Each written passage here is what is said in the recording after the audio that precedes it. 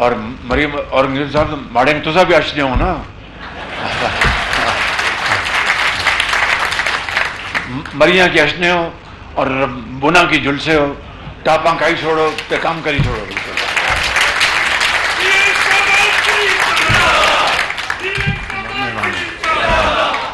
باؤ بیٹھ جائیں بیٹھ جائیں.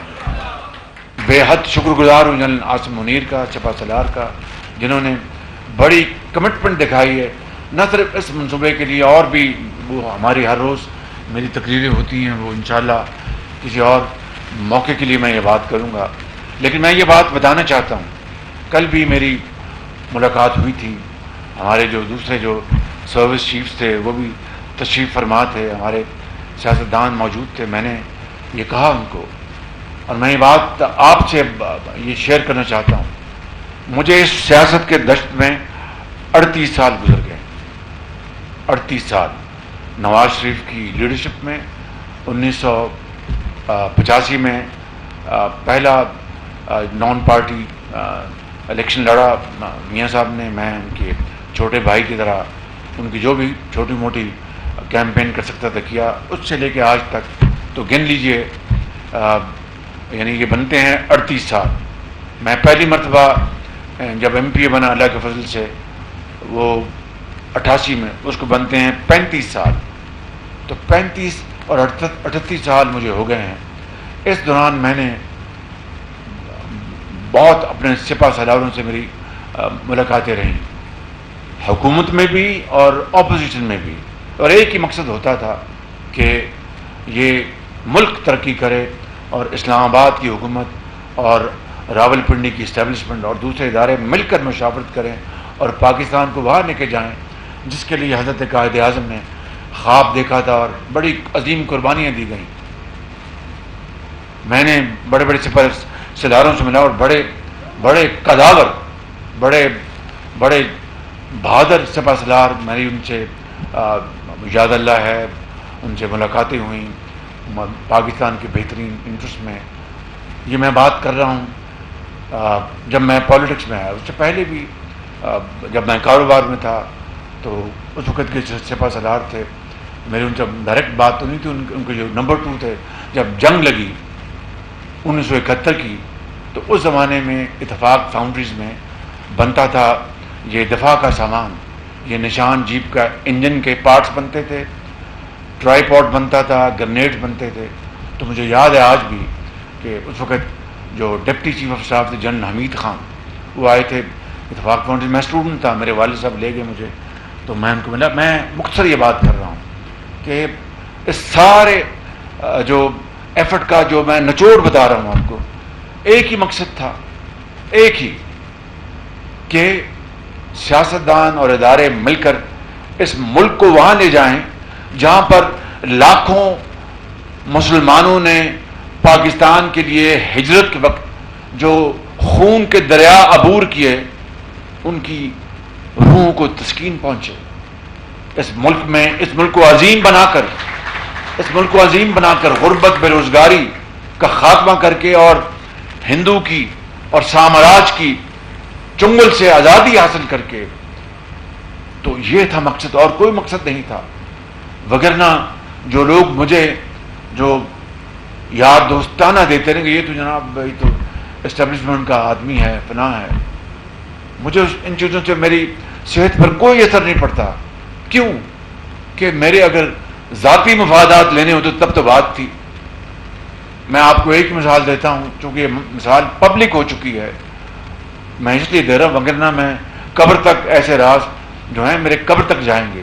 جن مشرف کے بارے میں کہا جاتا تھا کہ جو شہباز شریف بہت اس کے قریب تھا, تو جن مشرف اللہ اس کو غریق رحمت کرے, کیا مجھے ان کو لڈو پیڑے اور مٹھائی مل گئی؟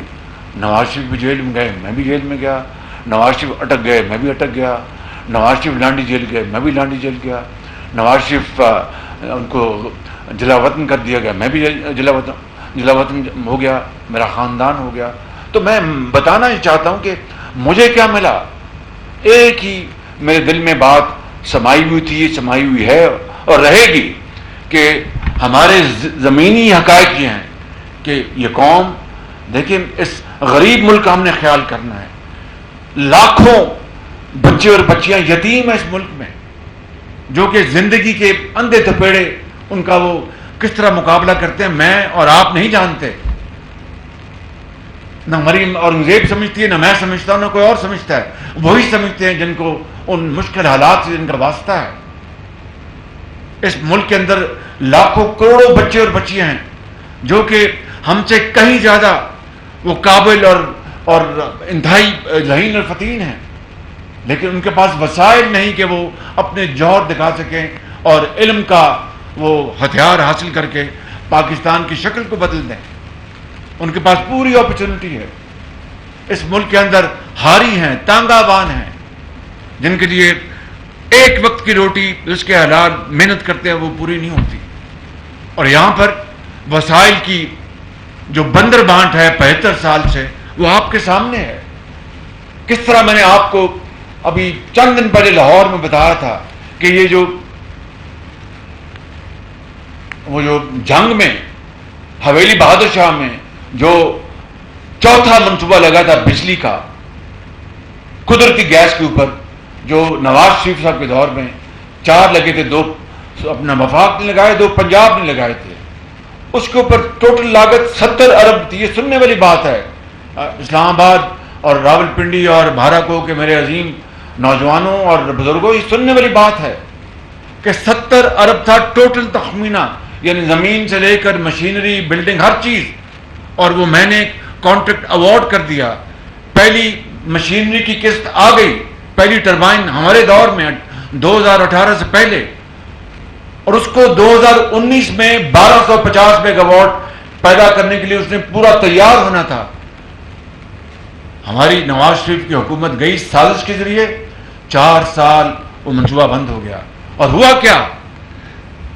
70 ارب روپیہ کل لاگت اور 70 ارب روپیہ اور اس کے اوپر خرچ ہو گیا، اور اس قوم کا پیسہ دریا برد ہو گیا، جو کہ اس ملک کے لاکھوں یتیم بچوں اور بچوں کی تعلیم کے لیے لگ سکتا تھا، ان کی دوائی کے لیے استعمال ہو سکتا تھا، ان کو اعلیٰ درسگاہوں میں پہنچانے کے لیے استعمال ہو سکتا تھا. یہاں پر اعلیٰ یونیورسٹیاں اس سے بن سکتی تھیں، ہسپتال بن سکتے تھے، پی کے ایل آئی 4-5 پی کے ایل آئی اور بن جاتے اور اس ملک کی اور اس قوم کی خدمت ہوتی. یہ میں نے آپ کو ایک مثال بتائی کہ کس طریقے سے یہ پاکستان کو تباہ کیا گیا. میرے بزرگوں، میرے بھائیوں، میری بہنوں، آج وقت ہے کہ ہم مل کر پاکستان کو آگے لے کر جائیں. یقین کریں کہ مرحلے ہیں، مشکلات ہیں، ضرور مشکلات آئیں گی، لیکن جب اللہ تعالیٰ کی کرم اس کا شامل حال ہو اور یہ فیصلہ ہو جائے کہ ہم نے تقدیر بدلنی ہے تو کوئی مشکل نہیں رہتی. بالکل پر ملک بنتا ہے، بالکل ترقی ہوتی ہے. تو بس یہی میں نے آج اس حوالے سے بات کرنی تھی کہ ہم نے یہ فیصلہ کر لیں، فیصلہ کیا کہ ہم اس ملک کو آگے لے کے جائیں گے مل کر. ملنے سے مطلب یہ نہیں کہ ہر چیز کے اوپر ہمارا اتفاق ہو، ملنے سے مطلب یہ کہ مشاورت ہو، فیصلہ ہو جائے کہ یہ چیزیں ملک کے مفاد میں ہمیں کرنی ہیں، یہ چیزیں اس کے اوپر فیصلہ نہیں ہو، اس کو ہم پیچھے بیک برنر پر رکھ دیں. یہ ہے مشاورت، یہ ہے قومی یکجہتی، یہ ہے قومی اتفاق، جس کے ذریعے ہم انشاءاللہ اپنے مشرق میں ہمارا جو ہمسایہ ہے وہ ہم سے اب بہت آگے چلا گیا، لیکن گھبرانے کی اور رونے دھونے کی کوئی بات نہیں. بٹ صاحب آپ تشریف لائے ہیں، اب سری پائے نہ کھائیں، اب خدمت کریں. پاکستان زور سے، پاکستان، قائد اعظم